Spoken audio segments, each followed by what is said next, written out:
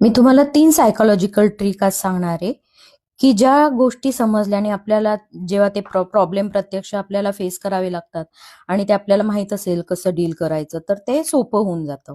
तर पहिली गोष्ट आहे ती म्हणजे सायलेंट ट्रीटमेंट. जेव्हा कुणी आपल्याला सायलेंट ट्रीटमेंट देत असतं, म्हणजे आपल्याला इग्नोर करतो, आपल्याशी बोलणं बंद करतं, मग त्यावेळी अशा व्यक्तीशी आपण कसं वागायला पाहिजे?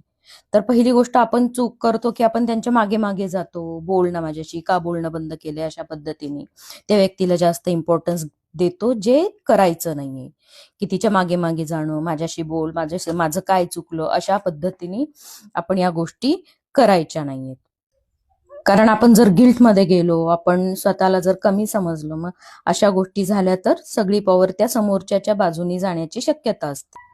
दुसरी आहे मॅनिप्युलेशन. मॅनिप्युलेशन म्हणजे काय, की समोरची व्यक्ती स्वतः व्हिक्टीम बनते, प्रत्येक गोष्टीचा गिल्ट तुम्हाला देते, दोष देते, भावनांशी खेळत असते. मग अशा वेळी असं जर आपल्याशी कुणी वागलं तर आपण काय करायचं? कारण अशा परिस्थितीमध्ये जी व्यक्ती मॅनिप्युलेट करत असते ती आपल्याला वादामध्ये ओढण्याचा सतत प्रयत्न करत असते आणि तेच आपण करायचं नाहीये. कारण आपण वादात जाणं बंद केलं की समोरच्याचा गेम हा फेल होऊन जातो.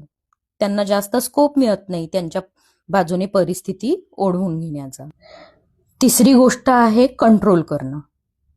मग कंट्रोल करणं म्हणजे काय, की प्रत्येक गोष्ट समोरच्याला ठरवणं, समोरच्याची प्रत्येक गोष्ट ठरवणं, तू कसं वागायचंय, काय बोलायचंय, काय करायचंय, समोरच्याच्या प्रत्येक डिसिजन मध्ये सहभाग घेणं आणि स्वतःच्या पद्धतीने वागायला लावणं.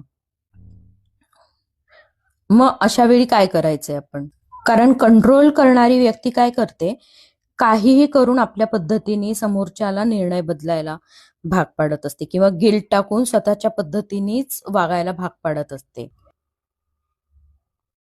आणि मग अशा कंट्रोलिंगवर एकच उपाय असतो, तो म्हणजे शांत राहणं.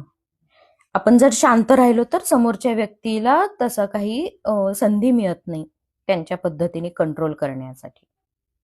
तर या 3 गोष्टी आहेत, की ज्या गोष्टी जर आपल्याला कशा हँडल करायच्या हे जर समजलं, तर आपल्याला अशी परिस्थिती भविष्यामध्ये वारंवार कधी ना कधी येत असते आणि मग अशा परिस्थिती आल्यावर आपल्याला जर माहित असेल, की आपण हे कसं हँडल करायचंय, तर त्याची आपल्याला मदत होऊ शकते.